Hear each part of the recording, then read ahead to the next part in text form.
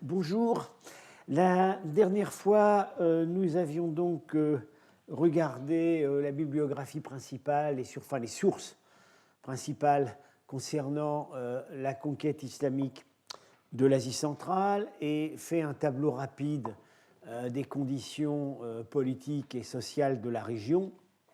Maintenant, nous allons donc examiner plus en détail la chronologie de la conquête, présenter ça sous forme de 3 tableaux successifs parce que bon, c'est un enchaînement de faits extrêmement complexe et surtout, il y a eu tout le temps pendant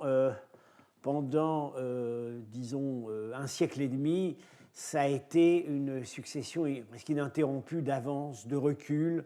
Mais on arrive quand même à démêler une certaine logique, disons une certaine périodisation. Les conditions de la conquête changent petit à petit. Et d'une conquête précaire, temporaire, on finit par aboutir à une entreprise systématique. Alors je m'excuse, les cartes qui accompagnent sortent en fait trop petits et trop flous. Je les avais passées en plus grand format lors de mon premier cours. Elles sont extraites de l'atlas de Yuri Bregel. Bon, je les remontrerai en grand format plus tard. Alors, la conquête de l'Asie centrale commence au moment où s'arrête la conquête de l'Iran.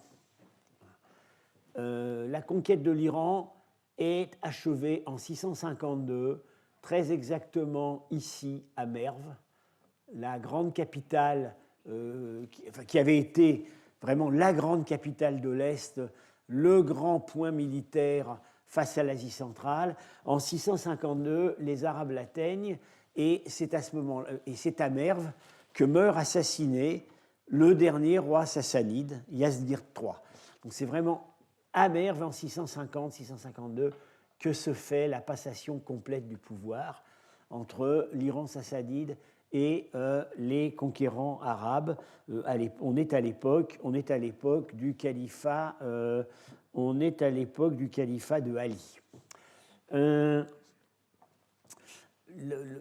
L'Asie centrale va venir dans des étapes ultérieures. Donc 652, conquête de Merv, et 671, c'est vraiment... le califat se donne les moyens de conquête plus amples en établissant le poste de gouverneur général du Khorasan. Le Khorasan, c'est donc la province, comme ça l'est aujourd'hui, sous le même nom, c'est la province la plus nord-orientale de l'Iran, et le gouverneur du Khorasan aura sous son autorité toutes les conquêtes qui seront ultérieurement faites plus à l'est. Les conquêtes faites plus au sud, au Séistan, enfin dans l'Afghanistan du Sud, etc., relèveront parfois d'autres gouverneurs, parfois non.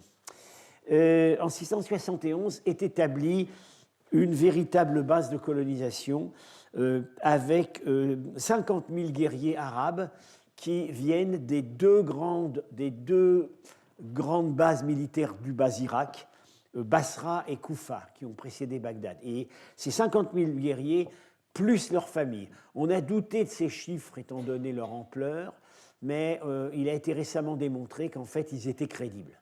Et que donc, la population de l'oasis de Merv se trouve dans les faits doublée par l'arrivée de cette population arabe. Et évidemment, c'est extrêmement important pour la suite. C'est un réservoir d'hommes qui ne cessera pas d'être alimenté. Alors, la première époque, que j'appelle le temps des raids, qui dure une trentaine d'années, ce n'est pas une conquête systématique, visiblement. Ce sont des expéditions. Alors, au début, très très tôt, dès avant l'établissement de la base de Merv, dès 654, on a ce que j'appelle des raids exploratoires. Et ils vont très loin, très tôt. Dès Bactre, 654, tout près de Samarcande la même année, et la même année aussi le Khorezm, donc l'extrémité la plus au nord. Alors, on a peu de détails sur ces raids. Visiblement, les Arabes ont profité de l'effet de surprise. En fait, personne ne s'attendait à les voir arriver. Et donc, ils ont immédiatement profité de leur mobilité, ils ont avancé très vite, mais ils ne sont absolument pas restés. C'est même pas sûr qu'ils aient mis ces villes à la rançon. Il se peut très bien qu'ils aient simplement capturé du bétail, en fait, peut-être des esclaves, on a très peu de détails. Alors, à partir de 673, donc de l'établissement de la base de Merv, on a des raids plus sérieux que j'appelle des raids de rançonnage ou d'occupation temporaire. Là, véritablement, les Arabes négocient des armistices, ils obtiennent du tribut, des esclaves. Parfois, ils restent et puis finalement, ils partent. Alors, dès 673, on a un raid semblable à Boukhara, 676 ou 81 à Samarcande et au Khorezm. Il y a une incertitude sur la date de la première conquête de Samarcande, les sources sont confuses. Il semblerait que 681 est la date la plus crédible, parce que 35 ans plus tard, le roi de Samarcande va écrire à l'empereur de Chine en lui disant « Ça fait 35 ans que je me bats contre les Arabes ». Donc, on enlève 35 ans, et effectivement, c'est la date de 681 qui paraît devoir s'imposer. Un épisode curieux, à partir de 690, un rebelle qui s'appelle Moussa établit en fait une espèce de principauté arabe indépendante à Termez, c'est-à-dire juste au nord de la Moudaria, sur le territoire actuel de l'Ouzbékistan. Il va falloir 25 ans pour le déloger de là. Donc vous voyez, c'est une conquête qui, dans cette phase ancienne, n'est pas forcément une conquête très contrôlée. Bien. Alors, le contexte général qui explique ces progrès quand même rapides et considérables, dans un monde qui était tout de même prospère, qui aurait dû avoir, qui avait des capacités défensives, c'est que j'ai été amené à en parler, je serai amené à en reparler, depuis longtemps, les principautés, les royaumes d'Asie centrale avaient sous-traité leur défense globale aux puissances de la steppe. C'est une très vieille habitude en Asie centrale et ça continuera longtemps. Et la puissance de la steppe qui avait été tutélaire jusqu'en 660-670, c'était l'empire des Turcs occidentaux. Or, précisément dans ces années-là, les Turcs occidentaux sont inopérants politiquement. Leur empire a été démantelé suite aux interventions de la Chine. Et la Chine elle-même, qui est supposée prendre le relais, ne peut pas prendre le relais parce que ces années correspondent à ce qu'on a appelé le premier empire tibétain. C'est la première, il y a eu deux phases successives d'expansion tibétaine, fin du 7e siècle, et puis un siècle après à nouveau. Et là, donc, les Chinois sont temporairement délogés de leur garnison dans le Xinjiang et n'ont pas la possibilité vraiment de faire la jonction avec l'Asie centrale. Alors, de temps en temps, dans ces années-là, on a des tentatives téléguidées, cautionnées par les Chinois, avec l'utilisation de certaines troupes turques pour essayer de ramener des prétendants sassanides qui se sont réfugiés en Chine. Les tout derniers de la famille finiront par mourir en Chine. Les derniers qu'on suit, c'est en 810, et d'ailleurs, ils sont devenus chrétiens. Probablement ont-ils considéré qu'au bout d'un siècle et demi, ils pouvaient tirer un trait sur leurs dieux ancestraux qui ne les avaient pas aidés. On a Péroz, le fils du dernier roi, en 657, puis 663-70. Alors, bon, on ne sait pas très bien où est-ce que ces gens arrivent à s'établir de manière précaire, probablement en Bactriane, sur les marges. Puis il y en a un autre en 679 qui s'appelle Narsé. Je serais amené à en reparler parce que ces prétendants ont eu une certaine crédibilité, au moins à Samarcande. On a des indices qu'on comptait sur eux. Voilà, c'est encore... on attend encore quelque chose de ce côté-là. En tout cas, en 683, cette première phase de conquête qui paraissait sur le point de se consolider est interrompue par ce qu'on a appelé la deuxième guerre civile du califat. La première guerre civile, c'est à la mort de Ali,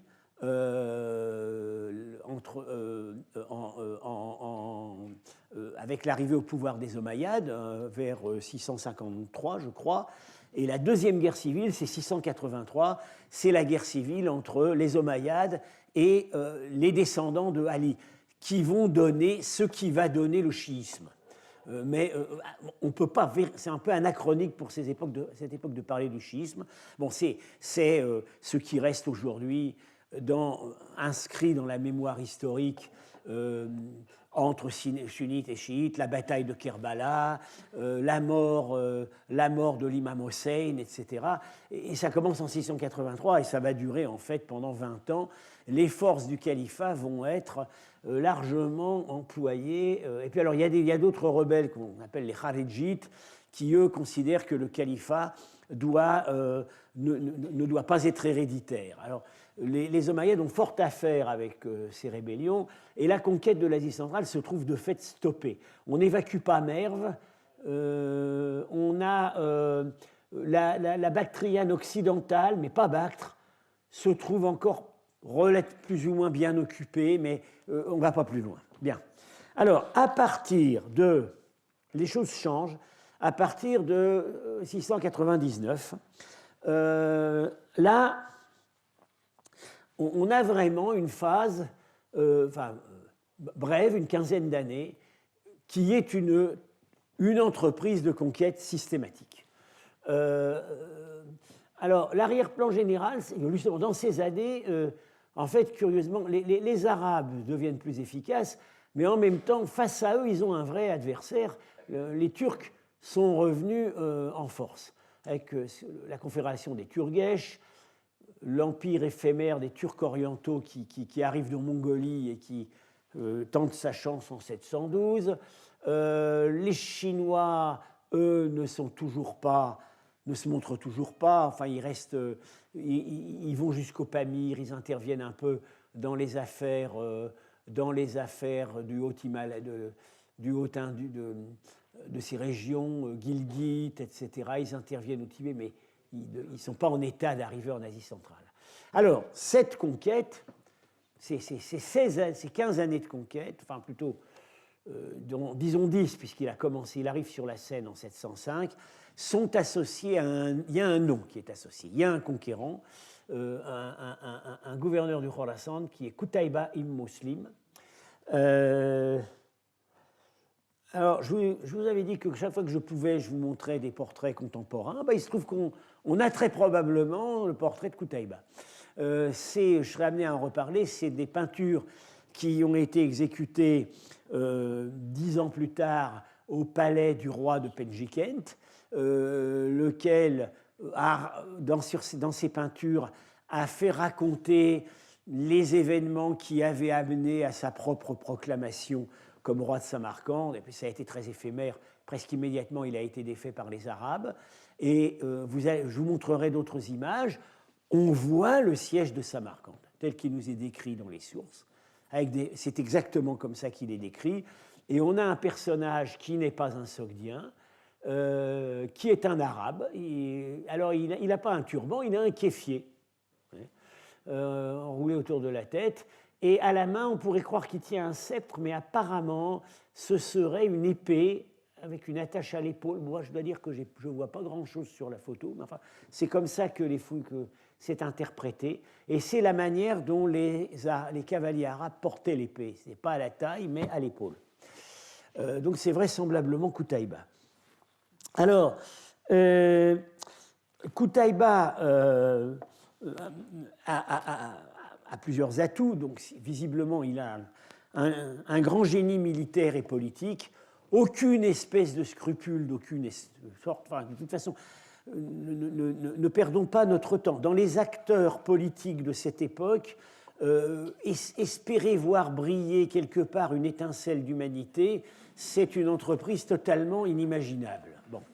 Mais alors lui, il est particulièrement dur, mais il est efficace. Et il est suivi par ces hommes à qui, en gros, il dit « Vous êtes des Bédouins, vous êtes des moins que rien, vous ne possédez rien, je vais faire de vous des riches. » Parce qu'il sait que l'Asie centrale est riche. Et alors, il a un autre atout, c'est que les gouverneurs qui l'ont précédé ont été handicapés chroniquement par les guerres entre grandes confédérations arabes. Parce que ces grandes confédérations, en gros, pour résumer, c'est les Arabes du Nord, les Moudarites, et les Arabes du Sud, les Yéménites. Il y a toutes sortes d'autres noms. Ces grandes confédérations coexistent à merve et continuent leur vendetta interminable. Et parfois déploient beaucoup plus d'énergie à se battre entre eux que dans l'entreprise commune. Mais lui, Qutaïba, il vient d'une petite tribu, les Bahili, qui n'est pas affiliée aux grandes confédérations. Donc, il n'est pas pris dans les jeux de vengeance entre les grands blocs. Ce qui lui donne beaucoup plus d'autonomie. On pense tout de suite à un grand chef qui a su fédérer les tribus arabes, c'est évidemment le colonel Lawrence, pour exactement les mêmes raisons. On voit très bien ça dans le film, quand il y a des vengeances entre tribus, lui peut arbitrer et abattre le guerrier délinquant, etc., parce qu'il dit, moi, j'ai pas de grosse tribu derrière moi, ça ne va pas enclencher le processus de vendetta. Voilà, je peux faire ce que je veux. Et il est arrivé à Qutaïba ce qui arrivera plus tard à Lawrence, contrepartie de cet atout, c'est que le jour où il va perdre l'appui de ses protecteurs, il n'aura personne, il va se retrouver seul. Il n'aura personne pour venir à son aide. Alors, les étapes de cette conquête, 705, c'est Bactre, la grande ville du Khorassan, Bactriane, le grand site bouddhique, qui avait auparavant été reprise, mais là, elle est vraiment prise en 705, complètement. 709, c'est la conquête de Boukhara, vraiment la conquête de Boukhara, plus des raids temporaires. 712, la même année, le Khorezm et Samarcande. Un magnifique tableau de chasse en une seule année. Qutaïba en était très fier dans sa lettre au calife. Il a expliqué que ce qu'il apportait sur un plateau, ce n'était pas des petites capitulations temporaires, c'était 2 gros royaumes. Et déjà donc des raids, Tchatch, c'est-à-dire Tachkent, le Fergana à l'extrémité donc de l'Ouzbékistan d'aujourd'hui. Et on dit même que, alors ce qu'on nous raconte, c'est que Qutaïba finalement est tué en 712 lors d'une révolte. Il a été démis par le nouveau calife. Il avait choisi le mauvais cheval. Il avait choisi un candidat au califat qui n'est pas celui qui a pris le pouvoir. Donc il est démis, il finit par être assassiné par ses hommes. Et on dit c'était au moment où il allait préparer une expédition contre la Chine. Alors, quand on lit la Chine dans les historiens arabes de cette époque, ça veut dire en fait les frontières extrêmes de la Chine. C'est-à-dire, ça veut dire Kashgar, probablement. Il devait préparer, il était au Fergana, il devait préparer quelque chose contre Kashgar, il n'avait évidemment pas prévu de se retrouver au cœur de la Chine.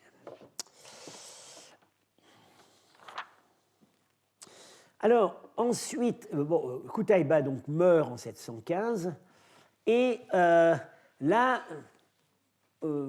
les Arabes affrontent 35 années vraiment difficiles. Où à certains moments, c'est la difficile période de la fin des Omeyyades. La conquête, visiblement, temporairement, a épuisé son potentiel. Ce n'est pas par hasard que dans ces années-là, il y a la bataille de Poitiers, qui est aussi une avancée extrême, mais finalement un échec. Hein. Donc, on a là, le contexte est une alliance fréquente entre principauté sogdienne et turque. De nouveau, il y a des appels au secours aux Chinois. Finalement, les Chinois vont venir en 751, avec d'ailleurs les armées chinoises seront commandées par un général coréen. C'est la bataille dite du Talas, qui donc dans le sud du Kazakhstan actuel. Alors, dans les chroniques chinoises, c'est une victoire chinoise. Dans les chroniques arabes, c'est une victoire arabe. En fait, c'est une victoire pour personne. Mais les Chinois ne reviendront plus. Alors, en 721, les nobles sogdiens s'embrasent de manière très générale. C'est dû à des mesures extrêmement maladroites de la part des gouverneurs. En gros, ce qui s'était passé, c'est que un calife particulièrement pieux, Omar II, avait décidé d'exempter de l'impôt de la jizya, qui est l'impôt payé par les infidèles, les nouveaux convertis. Et puis à ce moment-là, les petits souverains locaux d'Asie centrale, de Sogdiane, écrivent au calife en disant c'est bien gentil, mais c'est nous qui sommes responsables de la collecte de l'impôt auprès des gouverneurs arabes. Et si on dispense de l'impôt tous ceux qui se convertissent, on sait très bien ce qui va se passer, ils vont tous dire qu'ils sont musulmans, ils ne vont plus payer un sou. Et donc la mesure a été rapportée. Alors évidemment, quand on revient en arrière sur des exemptions fiscales, ça ne plaît jamais dans aucune culture, dans aucune époque. Alors là, on a eu un grand embrasement. En 722, alors je cite ces dates qui n'ont pas l'air de dire grand-chose, mais c'est des épisodes sur lesquels je vais être amené à revenir. Il y a une contre-offensive. Le roi de Penjikent, qui avait cru venir son heure et s'était proclamé roi de Sogdiane, finit par être capturé et tué. La chute de Penjikent, 722, c'est une grande date pour nous, puisque, comme vous savez, j'en ai parlé à moult reprises, Penjikent est le mieux connu de tous les sites. Bien. Alors, en 731, un épisode particulièrement traumatique, la bataille du défilé. Je raconterai ça un peu plus en détail. Là, les Arabes se sont fait complètement massacrer. Samarcande est pratiquement perdu. Finalement, 735-739, Samarcande est évacuée, carrément. Et puis, tout à fait à la fin des Omeyyades, petit à petit, la Sogdiane et la Bactriane sont reconquises et, disons, la domination est consolidée sous un gouverneur particulièrement, qui est un véritable homme d'État, qui est Nasr Ben Sayyar, qui, lui, contrairement à ses prédécesseurs, a une politique d'entente avec la noblesse locale. Une politique très intelligente, très bien calculée. Et donc, à ce moment-là, à nouveau, une dilatation de l'expansion, des raids, le Tchatch, l'Ustrushana, Fergana, etc. Et puis, 748-750, l'arrivée au pouvoir des Abbassides, une révolution qui part de Merv, donc vraiment de l'assise militaire principale de la puissance arabe en Asie centrale, et une révolution à laquelle vont participer, mais pas de manière apparemment vraiment majoritaire, disons décisive, des éléments centra-asiatiques. Bon, il y a un certain nombre de nouveaux convertis dans la révolution, beaucoup même, dans la révolution abbasside. Mais en tout cas, cette révolution, à la faveur de cette révolution, la domination musulmane n'est pas remise en cause en Asie centrale, ce qui montre qu'elle était déjà en train de se consolider. Alors,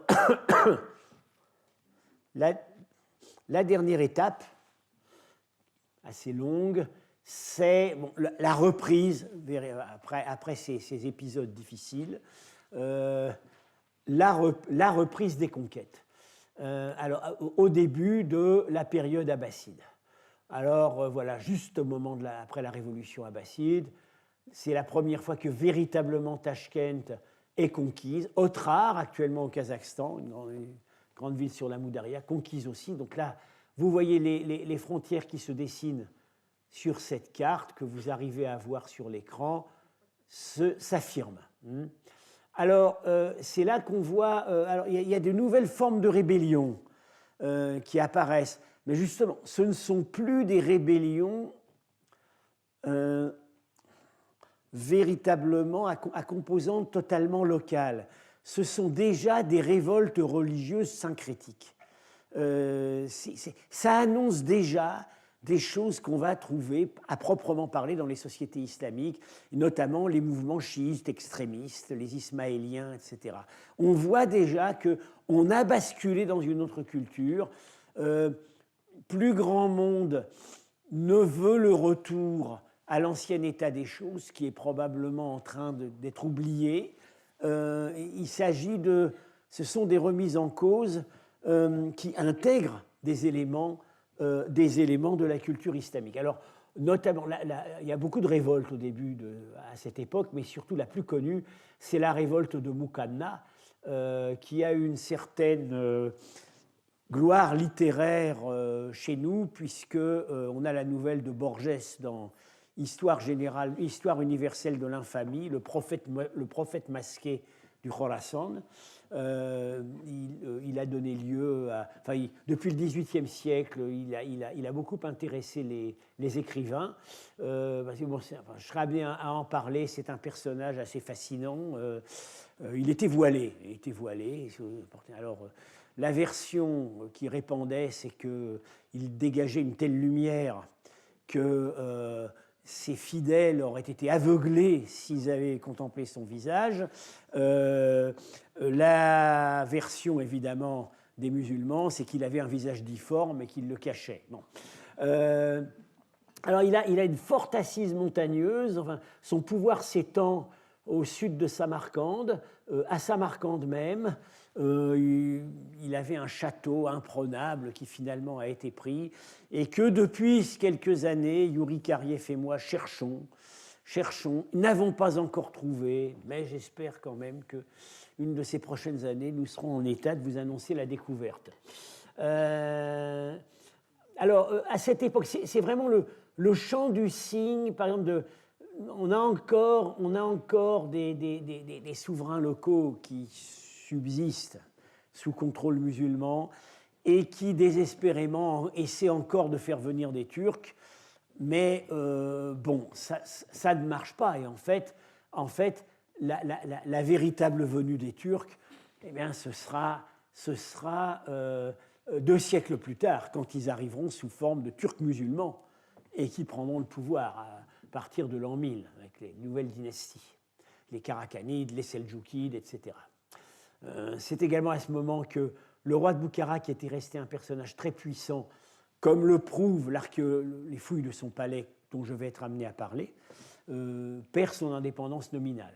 Alors finalement, c'est à ce moment que ces possessions extrêmes s'islamisent, et puis là, l'islam n'ira pas plus loin. Hein, jusqu'au XIe siècle, on a vraiment une stabilisation du front oriental. La dernière principauté qui tombe, c'est l'Oustrouchana, auquel un colloque a été consacré ici en mai de l'année dernière, et on voit émerger un phénomène nouveau.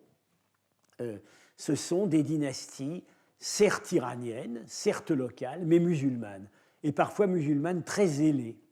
Les Zoroastriens étaient parfois plus à l'aise sous les Arabes que sous leurs compatriotes islamisés. Voilà, donc les Taïrides, les Samanides, une nouvelle époque se met en place. Toute la question étant de savoir si la brillance, la prospérité de cette époque est un héritage d'un état de choses qui avait précédé la conquête arabe en Asie centrale ou pas. C'est le cœur du livre de Frédéric Starr que j'ai analysé il y a 2 cours et sur lequel je serai amené à revenir.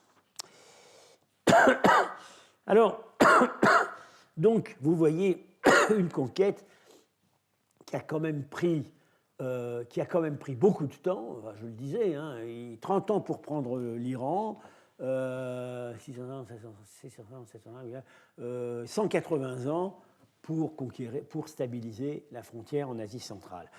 Et alors, il faut donc bien être conscient, quand on a à l'esprit, bien avoir à l'esprit ce cadre chronologique pour évaluer la notion d'art et de culture pré-islamique en Asie centrale.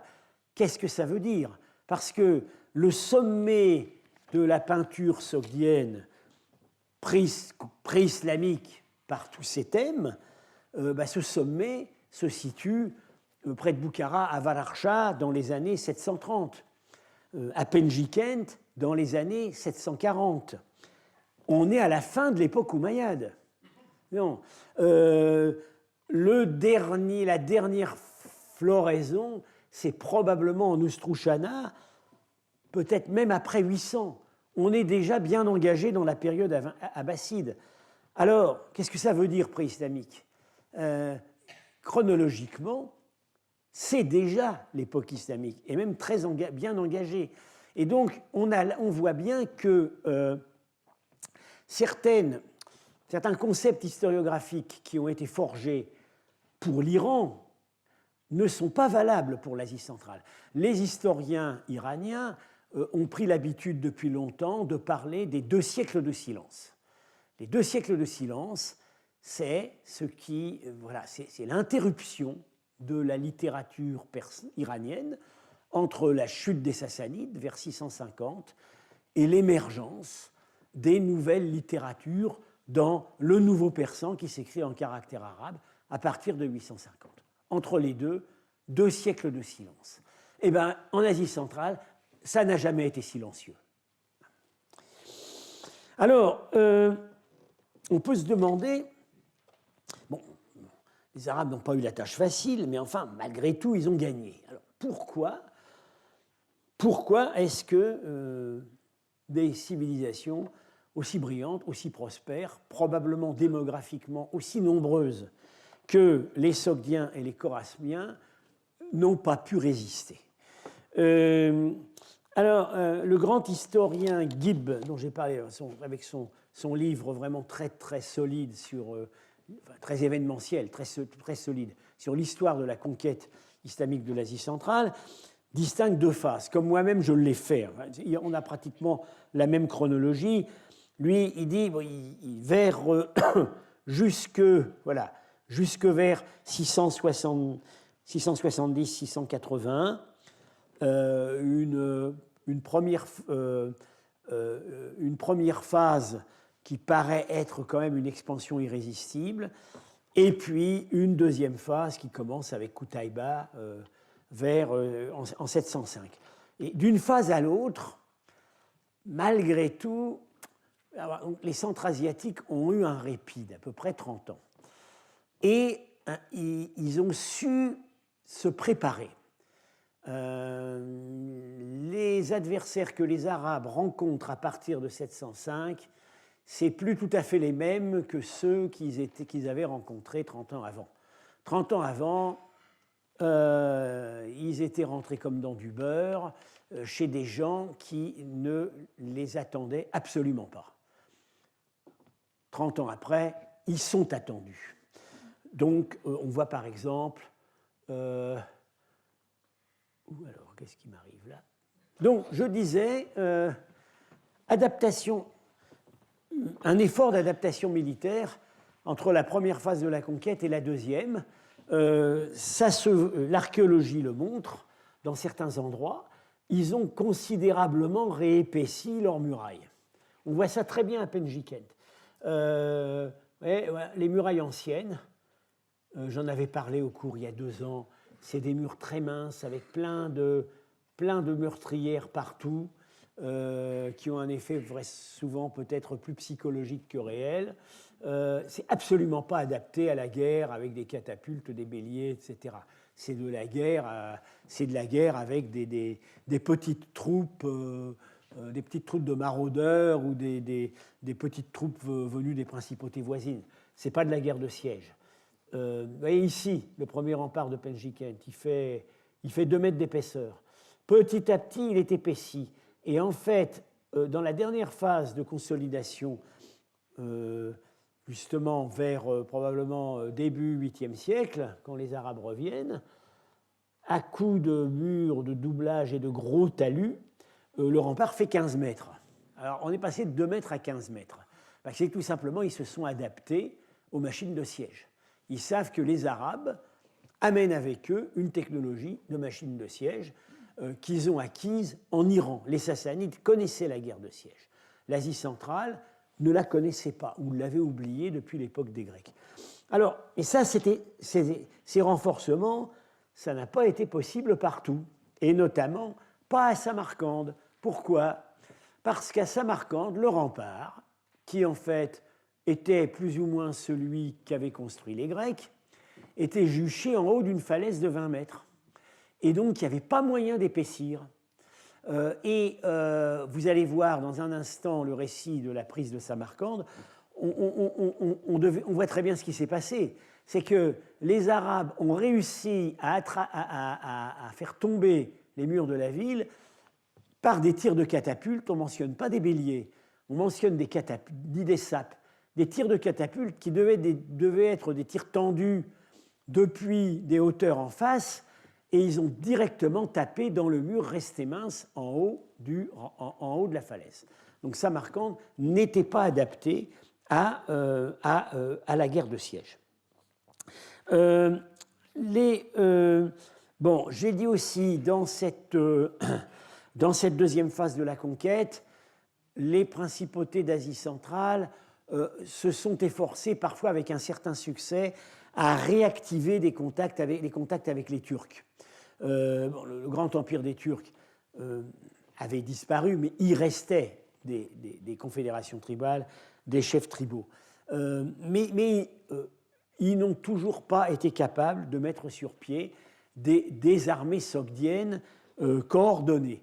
Alors, ce dont on nous parle pour la défense des royaumes sogdiens, ce sont des corps d'élite qu'on appelle les chokars, qui sont des groupes de guerriers dévoués jusqu'à la mort à leur chef, très bien entraînés. Alors, ça a été beaucoup étudié, notamment par Étienne de la Vessière, qui voit l'une des sources du système des Mamelouks, qui émergera 2 siècles plus tard dans le califat. Mais alors, ces petits corps de guerriers d'élite s'étaient adaptés pour les guerres entre chefs, pour les guerres entre principautés.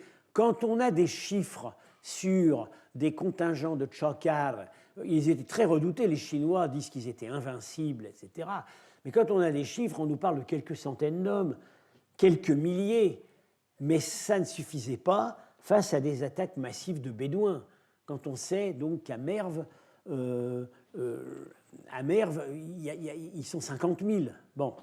Par ailleurs, les sources arabes, à propos de l'intervention des Turcs, on lit de manière répétitive dans les sources arabes que l'armée turque est commandée par le Kagan, donc le grand Khan, le chef de l'Empire turc.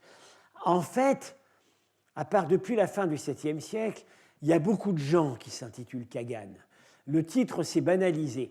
Il y a toujours un chef impérial, un Kagan en titre, quelque part du côté du Kirghizistan ou de la Mongolie actuelle, mais quand un gouverneur arabe se vante d'avoir défait en bataille ou même tué le Kagan, il se vante parce qu'en réalité, il a affronté un chef tribal qui porte ce titre.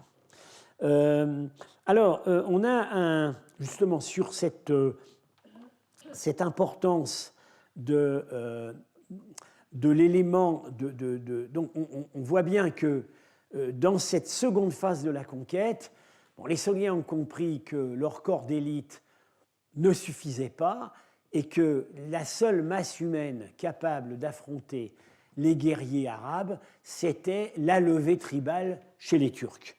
Et les Arabes avaient compris cette situation. Alors on a un dialogue très intéressant en 730, au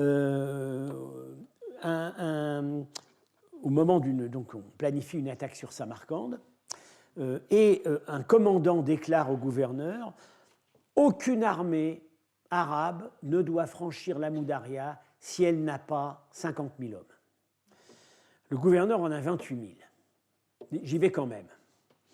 Il y va quand même. Ils sont battus. C'est ce qu'on a donc la bataille du défilé que j'ai été amené à évoquer, qui a eu un très grand retentissement.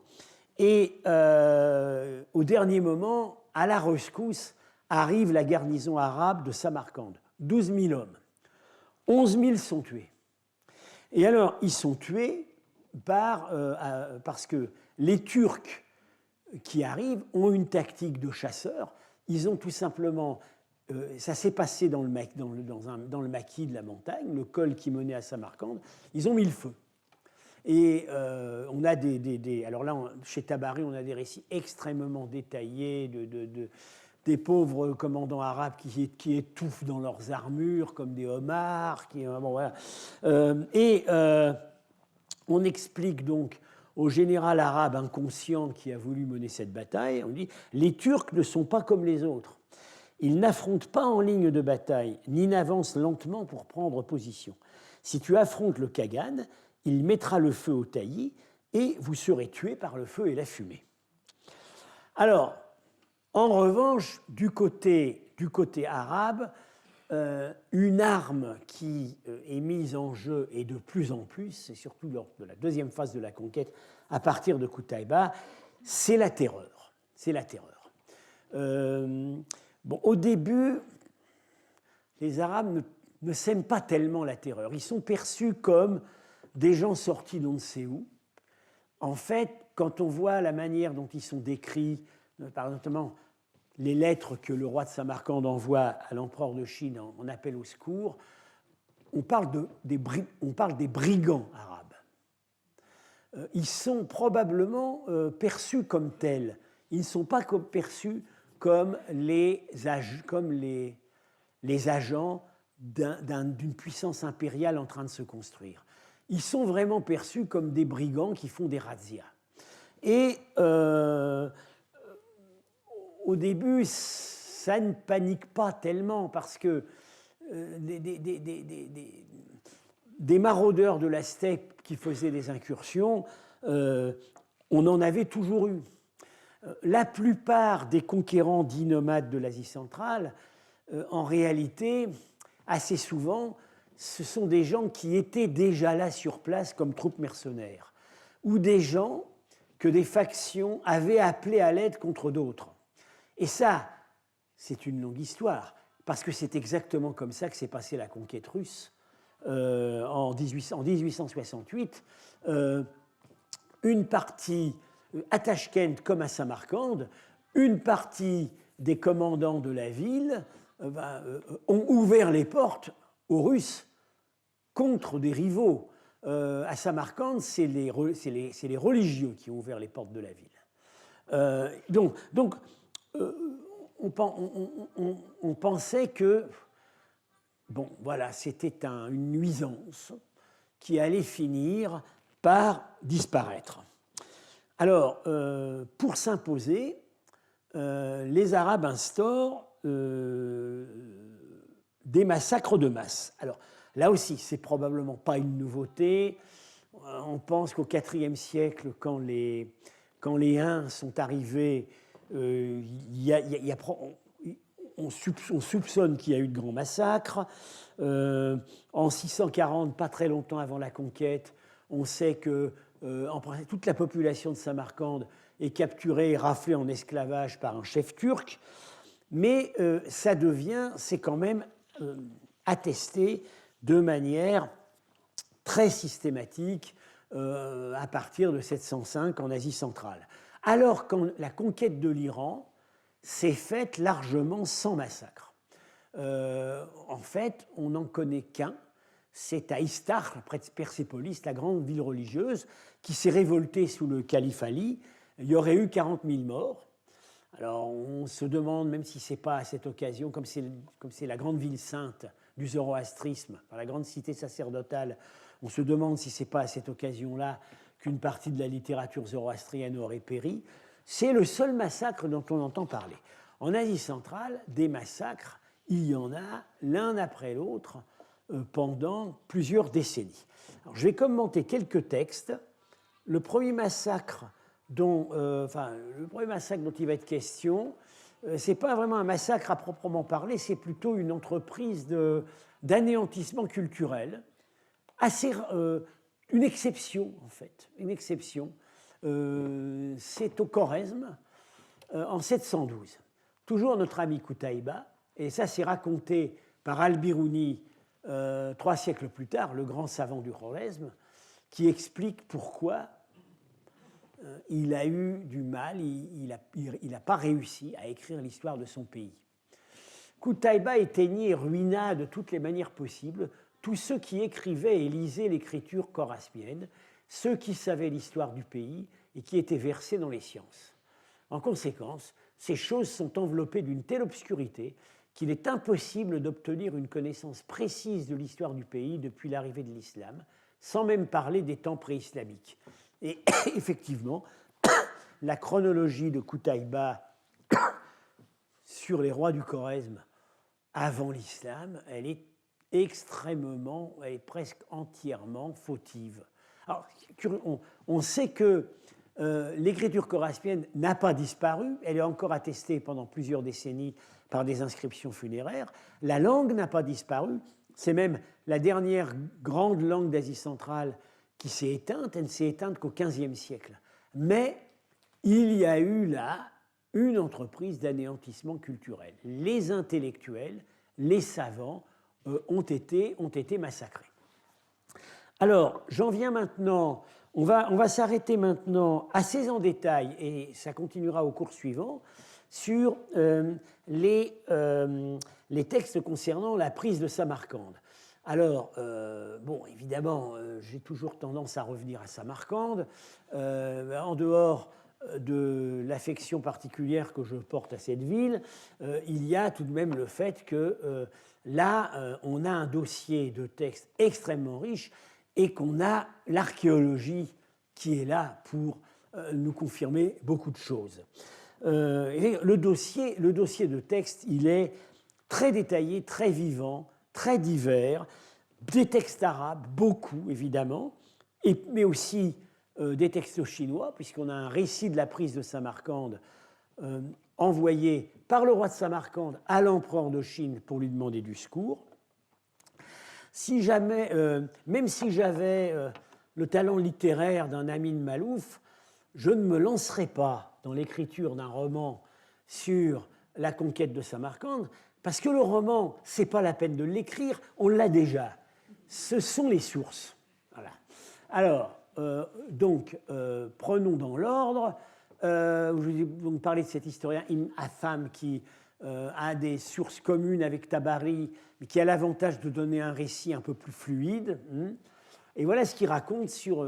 c'est notre ami Qutaïba, encore lui, qui, en 712, venant de conquérir le Khorezm et ayant conquis Boukhara 3 ans avant, vient attaquer Samarcande.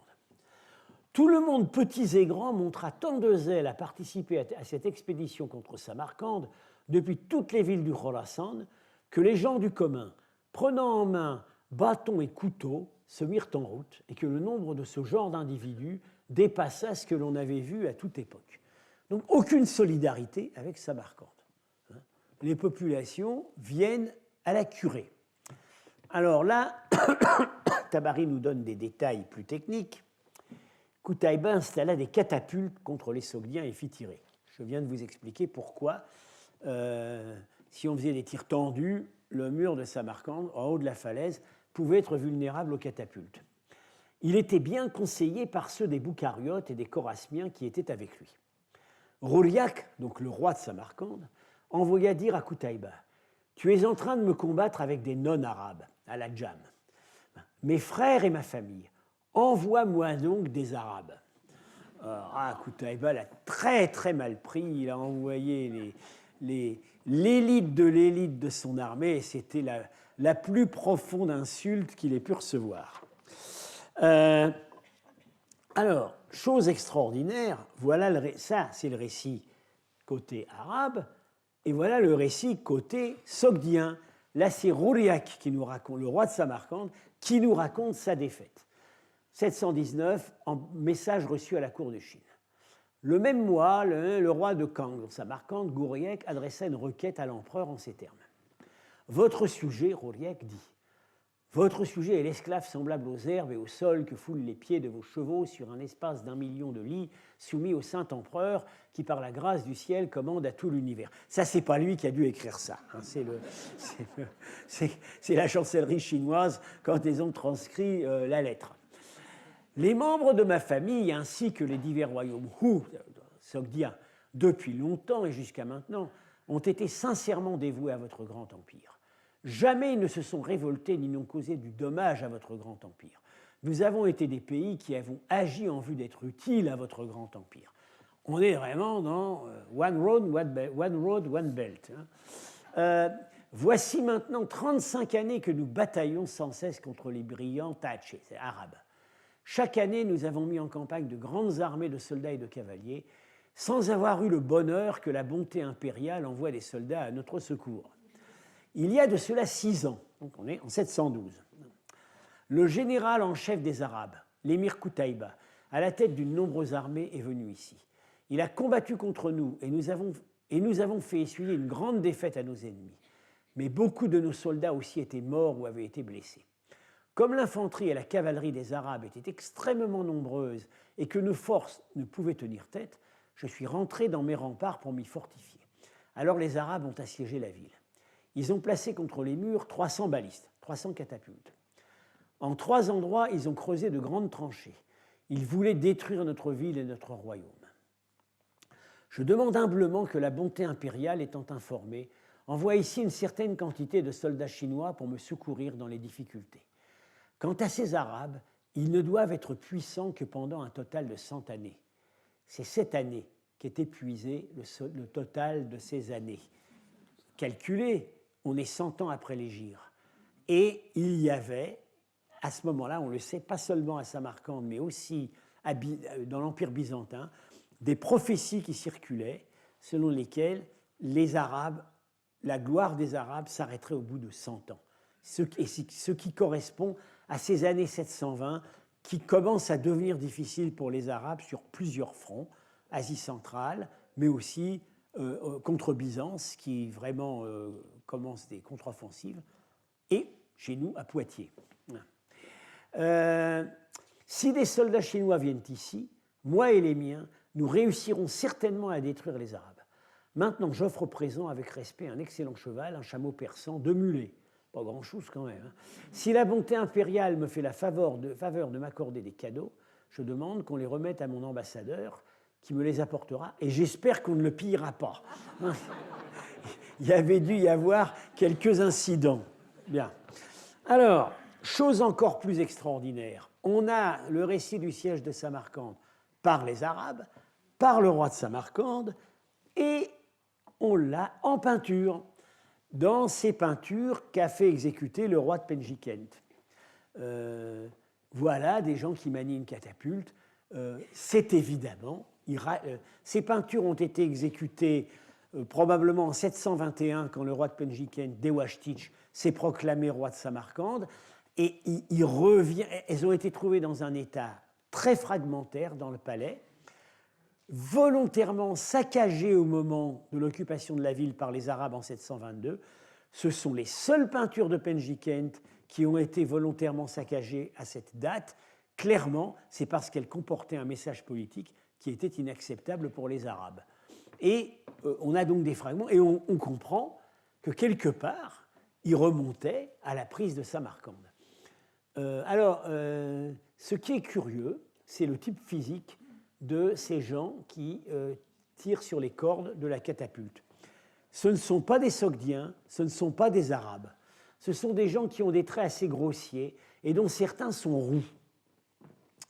Marchak et Belenici, qui ont publié cette peinture, ont pensé que peut-être c'était des techniciens venus d'Occident, de l'Empire byzantin. Moi, je penserais plutôt que c'est des gens du Choresme. Parce que, rappelez-vous, donc, ce qui est dit par Tabari, il était bien conseillé par ceux des Boucariotes et des Chorasmiens qui étaient avec lui. Et le renseignement vient juste après l'histoire des catapultes. Alors, pourquoi est-ce que les gens de Boukhara et du Choresme auraient su manier des catapultes et que les gens de Samarcande ne le savaient pas? Peut-être parce que Boukhara et le Choresme ont encaissé la conquête arabe beaucoup plus tôt et qu'ils avaient eu le temps de se mettre à ces techniques et qu'à Samarcande, on n'avait pas eu le temps.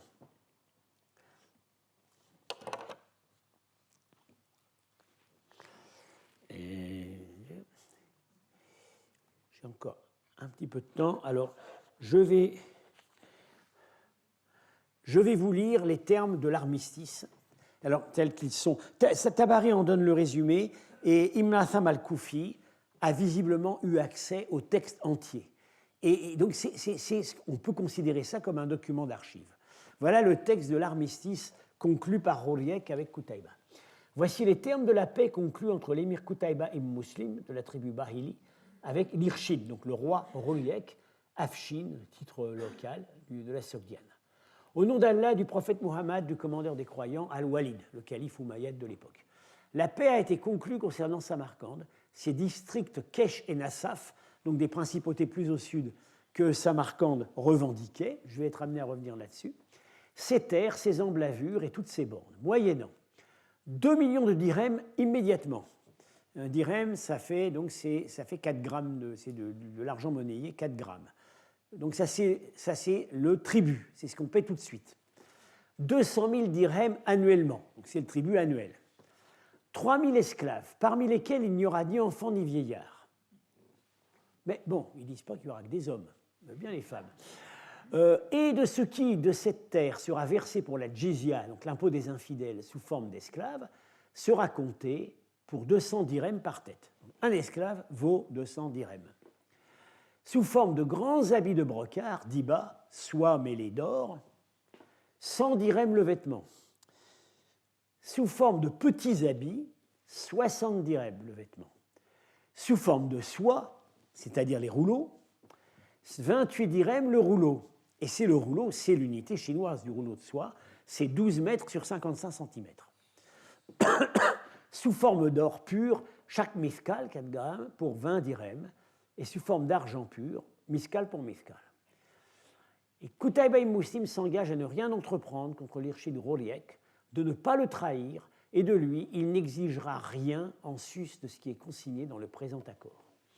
Et si quelque ennemi se dresse contre Roliak, Qutaïba s'engage à lui venir en aide et à le soutenir contre cet ennemi.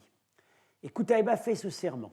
En vérité, toi, l'Irshid Roliak, je te fais roi de Samarcande, de ses terres, de ses bornes et de Kesh et Nassaf et de leurs villes et forteresses, et je te confie leur gouvernement, et sur elles je reconnais l'empreinte de ton anneau, donc de ton sceau. Et personne ne te fera opposition. Et en vérité, après toi, la souveraineté appartiendra à ton fils pour tout le temps que durera mon gouvernement du Khorasan. Les témoins, tous des Arabes, Qutaïba déclara, j'ai apposé mon sceau sur cet accord, et aussi les témoins, et ont remis cet accord à Roliak. Beaucoup de choses à dire sur ce texte, que je vais dire la semaine prochaine, et puis d'autres détails sur l'épisode de la prise de Samarcande. J'attire tout de suite sur la question donc de la nature et du montant du tribut versé. En réalité, ça n'était pas exorbitant. Et également sur les conditions qu'obtient Roliek. En réalité, des conditions favorables, puisque, à la faveur de son accord avec Qutaïba, il accomplit un véritable coup d'État auprès de ses compatriotes.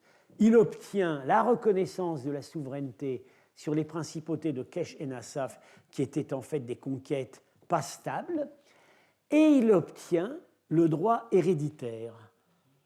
Et en fait, je vous l'ai dit dans les cours précédents, ça n'était pas l'usage des successions en Sogdiane, c'est l'Assemblée du peuple qui décidait qui est nommé. Et là, il obtient de devenir souverain héréditaire. Voilà, j'en ai terminé pour cette fois, et donc je vous dis à la semaine prochaine.